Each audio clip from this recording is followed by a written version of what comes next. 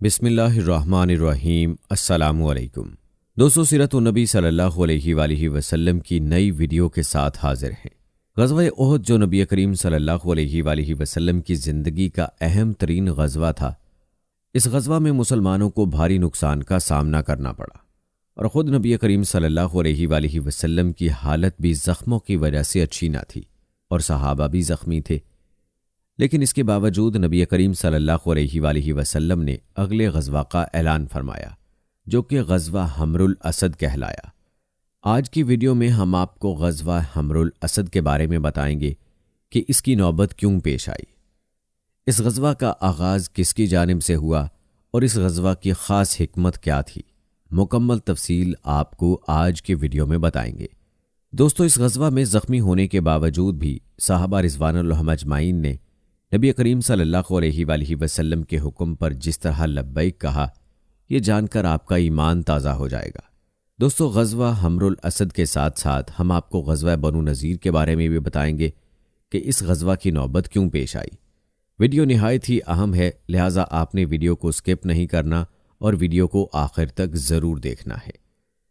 دوستو، روایات میں آتا ہے کہ غزوہ احد کے دوسرے ہی روز صبح سویرے نبی کریم صلی اللہ علیہ وآلہ وسلم کا قاصد مدینہ منورہ میں یہ اعلان کر رہا تھا، مسلمانوں، قریش کا تعاقب کرنے کے لیے تیار ہو جاؤ۔ کہتے ہیں یہ اعلان قریش کو ڈرانے کے لیے کیا گیا تھا تاکہ انہیں معلوم ہو جائے کہ حضرت صلی اللہ علیہ وآلہ وسلم ان کے تعاقب میں تشریف لا رہے ہیں، اور ساتھ میں انہیں یہ بھی معلوم ہو جائے کہ مسلمانوں میں ابھی بھی طاقت موجود ہے، احد کی شکست کی وجہ سے وہ کمزور نہیں ہو گئے۔ اس طرح تمام صحابہ کرام رضوان اللہ اجمعین حضرت صلی اللہ علیہ وآلہ وسلم کے ساتھ روانہ ہوئے۔ سب لوگ زخمی تھے، لیکن کسی نے بھی اپنے زخموں کی پرواہ نہ کی، جبکہ حالت یہ تھی کہ بنو سلمہ کے 40 آدمی زخمی ہوئے تھے، خود اللہ کے رسول بھی زخمی تھے، اور اسی حالت میں صحابہ رضوان اللہ اجمعین کو لے کر روانہ ہوئے۔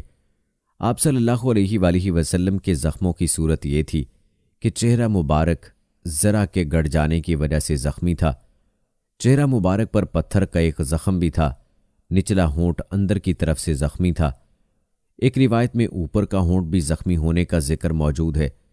ان زخموں کے علاوہ آپ صلی اللہ علیہ وآلہ وسلم کا دایاں کندھا بھی زخمی تھا۔ اس کندھے پر ابن قیمیہ نے اس وقت وار کیا تھا جب آپ گڑھے میں گرے تھے، گڑھے میں گر جانے کی وجہ سے آپ صلی اللہ علیہ وآلہ وسلم کے دونوں گھٹنے بھی زخمی تھے۔ ایسی حالت میں آپ صلی اللہ علیہ وآلہ وسلم نے حضرت طلحہ بن عبید رضی اللہ تعالی عنہ سے فرمایا، طلحہ، تمہارے ہتھیار کہاں ہیں؟ انہوں نے فرمایا، یہی ہیں اللہ کے رسول۔ یہ کہہ کر وہ گئے اور ہتھیار پہن کر آ گئے۔ حالانکہ ان کے سینے پر صرف 9 زخم تھے، جبکہ پورے جسم پر 70 زخم تھے۔ اللہ اکبر۔ دوستو، اللہ اور اللہ کے نبی صلی اللہ علیہ وآلہ وسلم کی اصل معنوں میں اطاعت تو یہ لوگ کر گئے۔ ہمیں یہاں اپنے بارے میں بھی سوچنے کی ضرورت ہے کہ ہم کیا کر رہے ہیں۔ دوستو، کہا جاتا ہے کہ آپ صلی اللہ علیہ وآلہ وسلم کا لشکر آگے بڑھتا چلا گیا، یہاں تک کہ حمر الاسد کے مقام پر ٹھہرا۔ یہ جگہ مدینہ منورہ سے تقریباً 12 کلومیٹر دور ہے۔ اس مقام پر مسلمانوں نے 3 دن تک قیام کیا۔ ہر رات میں صحابہ کرام رضوان اللہ اجمعین اپنے پڑاؤ میں جگہ جگہ آگ روشن کرتے رہے تاکہ دشمن کو دور سے روشنیاں نظر آتی رہیں۔ اس تدبیر سے دشمن نے خیال کیا کہ مسلمان بڑی تعداد کے ساتھ آئے ہیں، چنانچہ ان پر روب پڑ گیا۔ اس مہم کو غزوہ حمر الاسد کہا جاتا ہے۔ حضرت جابر بن عبداللہ رضی اللہ تعالی عنہ فرماتے ہیں کہ اس غزوے میں مسلمانوں کے پاس کھانے کے لیے صرف کھجوریں تھیں یا صرف اونٹ ذبح کیے جاتے تھے۔ کفار نے جب یہ خبر سنی کہ مسلمان تو ایک بار پھر تیاری کے ساتھ میدان میں موجود ہیں، تو وہ مکہ کی طرف لوٹ گئے۔ جب حضور صلی اللہ علیہ وآلہ وسلم کو یہ اطلاع ملی تو آپ صلی اللہ علیہ وآلہ وسلم نے بھی مدینہ کوچ فرمایا۔ روایات میں آتا ہے کہ حمر الاسد کے مقام پر مسلمانوں نے ابو عزہ شاعر کو گرفتار کیا۔ یہ شخص مسلمانوں کے خلاف اشعار کہا کرتا تھا۔ غزوہ بدر کے موقع پر بھی گرفتار ہوا تھا۔ گرفتار ہو کر حضور اکرم صلی اللہ علیہ وآلہ وسلم کے سامنے لایا گیا تو گڑ گڑانے لگا تھا۔ آپ صلی اللہ علیہ وآلہ وسلم نے اس شرط پر چھوڑ دیا تھا کہ آئندہ مسلمانوں کے خلاف اشعار نہیں کہے گا، لیکن یہ اپنے وعدے سے پھر گیا تھا اور مسلمانوں کے خلاف اشعار کہتا رہا تھا۔ اس موقع پر یہ پھر گرفتار ہوا اب پھر اس نے رونا گڑگڑانا شروع کیا، لگا معافی مانگنے۔ اس نے کہا، اے محمد، مجھے چھوڑ دیجئے، مجھ پر احسان کیجئے، میری بیٹیوں کی خاطر رہا کر دیجئے۔ میں آپ کے سامنے عہد کرتا ہوں کہ میں آئندہ کبھی ایسی حرکت نہیں کروں گا۔ حضور اکرم صلی اللہ علیہ وآلہ وسلم نے ارشاد فرمایا، نہیں، اب تو مسلمانوں کو دکھ نہیں پہنچا سکے گا۔ اس کے بعد اس کو قتل کر دیا گیا۔ حضور اکرم صلی اللہ علیہ وآلہ وسلم نے اس موقع پر یہ بھی ارشاد فرمایا، مومن ایک سوراخ سے 2 بار نہیں ڈسا جا سکتا۔ دوستو، حضور اکرم صلی اللہ علیہ وآلہ وسلم کے اس فرمان کی وضاحت علماء نے یہ بھی لکھی ہے کہ مومن کو چاہیے کوئی اسے دھوکہ دے تو اس سے ہوشیار رہے اور پھر اس کے دھوکے میں نہ آئے۔ آپ کو بتاتے چلیں کہ اسی سال یعنی 3 ہجری میں شراب حرام ہوئی۔ دوستو، یہ تھا تذکرہ غزوہ حمر الاسد کا۔ چلیے اب تذکرہ کرتے ہیں غزوہ بنو نذیر کا، جو اس غزوے کے بعد پیش آیا۔ اس غزوہ کی وجہ کیا تھی اور یہودیوں نے آپ صلی اللہ علیہ وآلہ وسلم کے ساتھ کیا سازش کی تھی، اس بارے میں تفصیل ملاحظہ فرمائیں۔ 200 روایات کے مطابق 4 ہجری میں غزوہ بنو نذیر پیش آیا۔ اس کی وجہ یہ بنی کہ نبی اکرم صلی اللہ علیہ وآلہ وسلم بنو نذیر کے محلے میں تشریف لے گئے۔ آپ صلی اللہ علیہ وآلہ وسلم کو ایک ضروری معاملہ بنو نذیر سے بات طے کرنا تھی۔ یہ یہودیوں کا قبیلہ تھا۔ آپ صلی اللہ علیہ وآلہ وسلم نے معاہدہ کر رکھا تھا کہ مسلمانوں کو کسی کا خون بہا دینا پڑا تو بنو نذیر بھی اس سلسلے میں مدد کریں گے۔ حضور اکرم صلی اللہ علیہ وآلہ وسلم جب ان کے محلے میں تشریف لے گئے تو صحابہ کرام کی ایک مختصر جماعت بھی آپ کے ساتھ تھی۔ ان کی تعداد 10 سے بھی کم تھی۔ ان میں حضرت ابو بکر صدیق رضی اللہ تعالی عنہ، حضرت عمر رضی اللہ تعالی عنہ اور حضرت علی رضی اللہ تعالی عنہ بھی تھے۔ حضور اکرم صلی اللہ علیہ وآلہ وسلم نے وہاں پہنچ کر ان سے بات شروع کی تو وہ بولے، ہاں ہاں کیوں نہیں، ہم ابھی رقم ادا کر دیتے ہیں، آپ پہلے کھانا کھا لیں۔ اس طرح وہ بظاہر بہت خوش ہو کر ملے، لیکن دراصل وہ آپ صلی اللہ علیہ وآلہ وسلم کے قتل کی سازش پہلے سے تیار کر چکے تھے۔ آپ صلی اللہ علیہ وآلہ وسلم کو انہوں نے ایک دیوار کے ساتھ بٹھایا، پھر ان میں سے ایک یہودی اس مکان کی چھت پر چڑھ گیا۔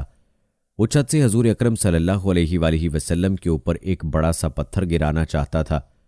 ابھی وہ ایسا کرنے ہی والا تھا کہ اللہ تعالیٰ نے حضرت جبرائیل علیہ السلام کو بھیج دیا۔ انہوں نے آپ صلی اللہ علیہ وآلہ وسلم کو اس سازش سے باخبر کر دیا۔ آپ صلی اللہ علیہ وآلہ وسلم تیزی سے وہاں سے اٹھے۔ انداز ایسا تھا جیسے کوئی بات یاد آ گئی ہو۔ آپ صلی اللہ علیہ وآلہ وسلم اپنے ساتھیوں کو وہاں بیٹھا چھوڑ کر مدینہ منورہ لوٹ آئے۔ جب حضور اکرم صلی اللہ علیہ وآلہ وسلم کی واپسی میں دیر ہوئی، صحابہ کرام حیران ہوئے اور حضور اکرم صلی اللہ علیہ وآلہ وسلم کی تلاش میں نکل پڑے۔ انہیں مدینہ منورہ سے آتا ہوا ایک شخص دکھائی دیا۔ صحابہ کرام رضوان اللہ اجمعین نے اس سے آپ صلی اللہ علیہ وآلہ وسلم کے بارے میں پوچھا۔ اس نے بتایا کہ وہ آپ صلی اللہ علیہ وآلہ وسلم کو مدینہ منورہ میں دیکھ آ رہا ہے۔ اب صحابہ رضوان اللہ اجمعین فوراً مدینہ پہنچے۔ تب حضور اکرم صلی اللہ علیہ وآلہ وسلم نے انہیں سازش کے بارے میں بتایا۔ دوستو، یاد رہے کہ یہود و نصارہ مسلمانوں کے اور اسلام کے ازلی دشمن ہیں، اور اسی لیے اللہ تعالیٰ نے قرآن پاک میں بھی اس بات سے مسلمانوں کو خبردار فرمایا ہے کہ یہ لوگ کبھی بھی تمہارے خیر خواہ نہیں ہو سکتے۔ دوستو، روایات میں آتا ہے کہ اس واقعے کے بعد آپ صلی اللہ علیہ وآلہ وسلم نے محمد بن مسلمہ رضی اللہ تعالی عنہ کو بنو نذیر کے پاس بھیجا اور انہیں یہ پیغام دیا، میرے شہر یعنی مدینہ سے نکل جاؤ، تم لوگ اب اس شہر میں نہیں رہ سکتے، اس لیے کہ تم نے جو منصوبہ بنایا تھا وہ غداری تھی۔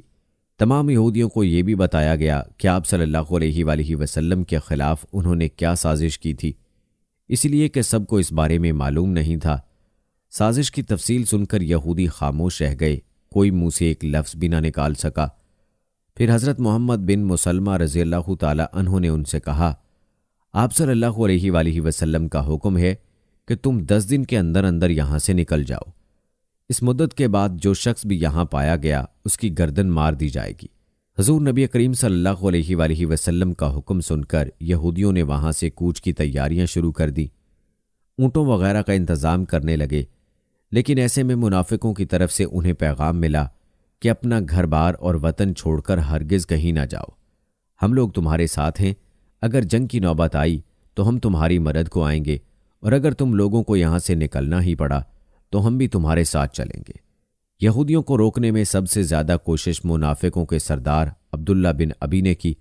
اس نے یہودیوں کو پیغام بھیجا، اپنے گھر والوں کو چھوڑ کر مت جاؤ، اپنی حویلیوں میں جمے رہو۔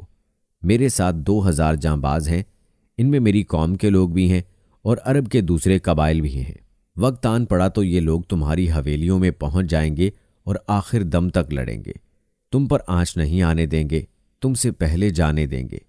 ہمارے ساتھ قبیلہ بنو قریظہ کے لوگ بھی ہیں اور قبیلہ غطفان کے لوگ بھی، یہ سب تمہاری طرف مرد کا ہاتھ بڑھاتے ہیں۔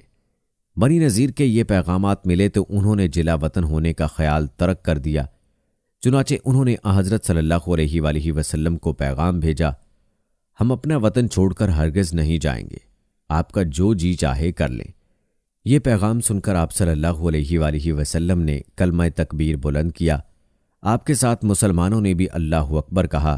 پھر آپ صلی اللہ علیہ وآلہ وسلم نے فرمایا، یہودی جنگ پر آمادہ ہیں، لہٰذا جہاد کی تیاری کرو۔ مسلمانوں نے جہاد کی تیاری شروع کر دی۔ اس وقت یہودیوں کو جنگ پر ابھارنے والا شخص حی بن اخطب تھا۔ اسی شخص کی بیٹی حضرت صفیہ رضی اللہ تعالی عنہا تھیں، جو بعد میں حضور اکرم صلی اللہ علیہ وآلہ وسلم کے نکاح میں آئیں اور ام المومنین کا اعزاز پایا۔ حی بن اخطب بنو نذیر کا سردار تھا۔ بنو نذیر کے ایک دوسرے سردار سلام بن مستقم نے اسے سمجھانے اور جنگ سے باز رکھنے کی بہت کوشش کی، لیکن حی بن اخطب منافقوں کی شہ پر باز نہ آیا اور جنگ پر تلا رہا۔ اس پر سلام بن مستقم نے اس سے کہا، تم نے میری بات نہیں مانی، اب تم دیکھنا ہم اپنے وطن سے بے وطن کر دیے جائیں گے، ہماری عزت خاک میں مل جائے گی، ہمارے گھر والے قیدی بنا لیے جائیں گے اور ہمارے نوجوان اس جنگ میں مارے جائیں گے۔ حی بن اخطب پر اس کا بھی اثر نہ ہوا۔ پیارے دوستو، اس غزوہ میں کیا حالات و واقعات پیش آئے اور کیا منافقین نے یہودیوں کے ساتھ کیے گئے وعدوں کے مطابق ان کی مدد کی تھی یا نہیں، اور اس غزوہ میں کس کو شکست ہوئی، یہ تمام تر تفصیلات ہم آپ کو اپنی اگلی ویڈیو میں بتائیں گے انشاءاللہ۔